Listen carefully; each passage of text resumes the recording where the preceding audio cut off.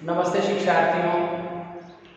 कल के वीडियो में हमने कक्षा 8वीं की जो हिंदी की किताब है उस हिंदी किताब की चौथी कविता दूसरी इकाई से हमने शुरू की है। सौहार्द सौमनस्य ज़हीर कुरैशी जी की यह दोहे यहाँ पर दिए हुए है, जो कि एक विधा है। साहित्य की दोहे विधा होते हैं और इस दो पंक्तियों के होने के बावजूद भी उन दोनों में बड़ा गर्भित अर्थ व्यक्त करने का सामर्थ्य होता है। और यहाँ पर इन दोनों के माध्यम से ज़हीर कुरैशी जी यह समझाते हैं कि यह जो ऊंचापन है जो कि हमारे हृदय में पनपता है उसे हमें त्यागना है।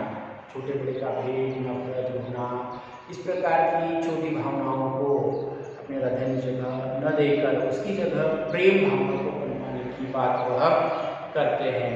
और साथ ही साथ वह ये भी बताते हैं कि हमारे देश की सही पहचान इसमें है कि अनेकता में एकता, यह हमारे देश की सही पहचान है, बड़ी महत्वपूर्ण पहचान है।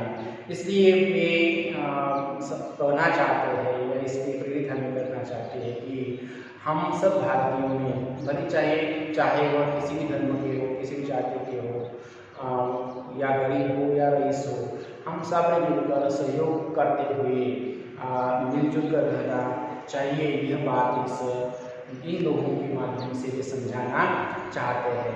शिक्षार्थियों, कल के वीडियो में हमने पहले दो दोहों का हमने देख लिया है कि वह कहते हैं कि यह छोटे बड़े का, पहले दोहे में वह समझाते हैं कि छोटे बड़े का भेदभाव करना यह निर्मूल है, व्यर्थ है।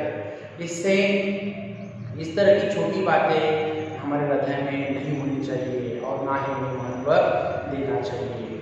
पैरों की धूल भी क्या हो जाती है, सर पर आकर बैठ जाती है। तो हमेशा के लिए किसी की भी परिस्थिति जैसी की वैसी बनी नहीं रहती, समय के साथ साथ हर एक में बदलाव आता है।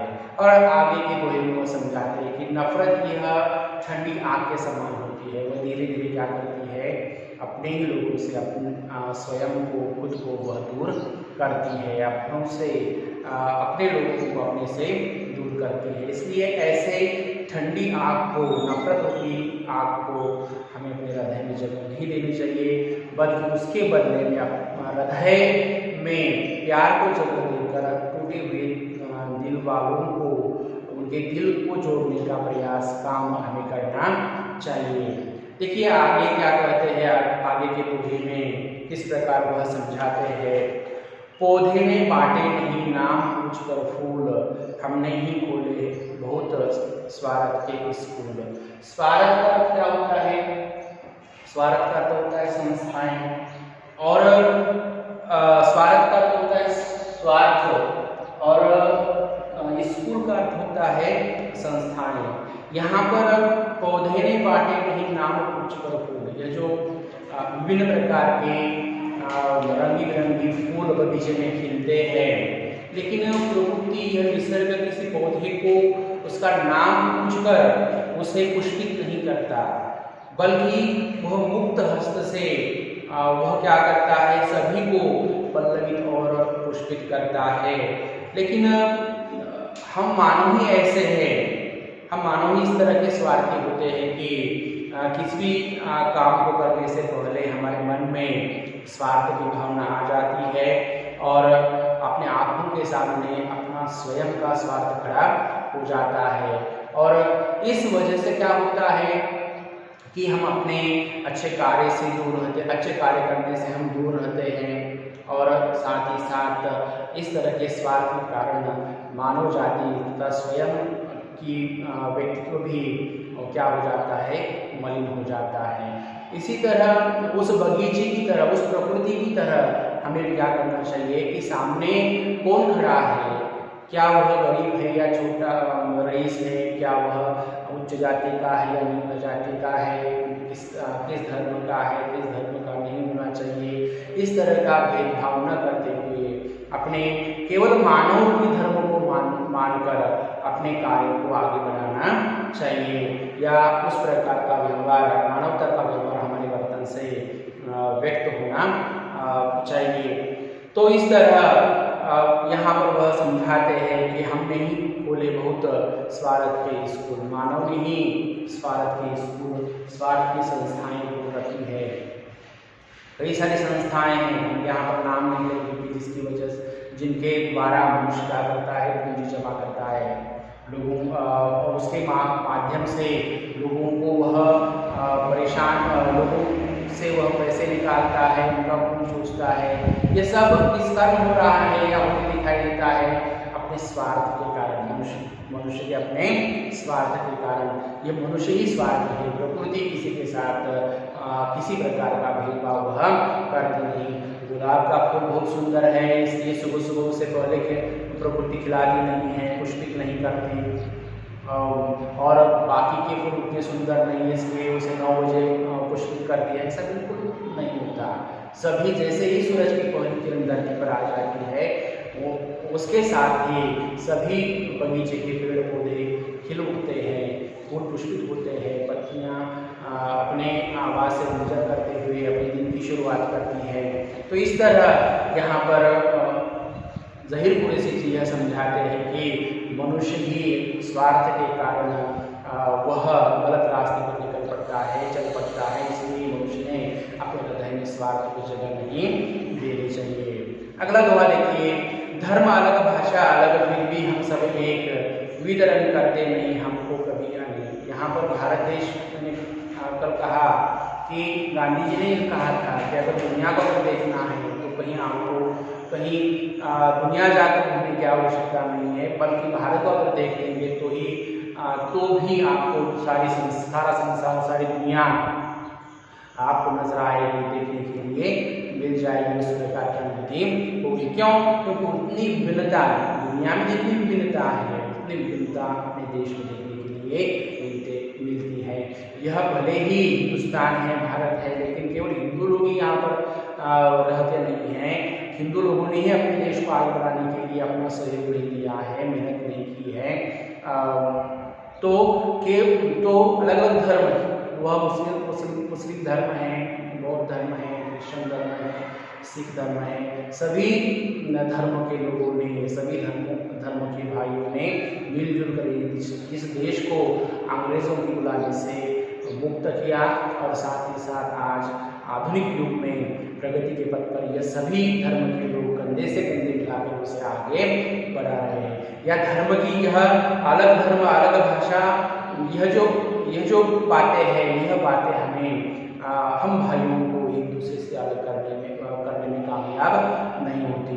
हम सब ने मिलकर, चाहे मुसलमान लोग अपने धर्म का बड़ी आस्था से आचरण करते हैं, पालन करते हैं, हिंदू भाई अपने धर्म का बड़ी आस्था से पालन करते हैं, एक दूसरे में कोई हर्ज नहीं है, एक दूसरे के प्रति कोई शिकायत नहीं है। लेकिन राष्ट्र की बात आती है, देश की बात आती है, उसके विकास की बात आती है, उसकी स्वाधीनता की बात आती है, उस पर कई संकट आ जाता है, तो सभी धर्म के लोग, भारत के सभी धर्म के भाई मिलजुल कर क्या करते हैं, उसका मुकाबला करते हैं, एक दूसरे को सहयोग। यह अलग अलग धर्म के जो रंग है, अलग अलग उसकी रीतियाँ हैं, उसके संस्कार हैं, उसकी पद्धति है, जीवन पद्धति है, लेकिन यह सारी बातें देश की जब बात आती है तो वह देश उस समय ये सारी बातें पीछे छोड़कर हम सभी धर्म के लोग, भारतवर्ष के सभी धर्म के लोग मिलजुल कर उसका मुकाबला करते हैं और अपने देश को प्रगति के पथ पर ले जाने के लिए हर कोई सहयोग दिखाई देता है।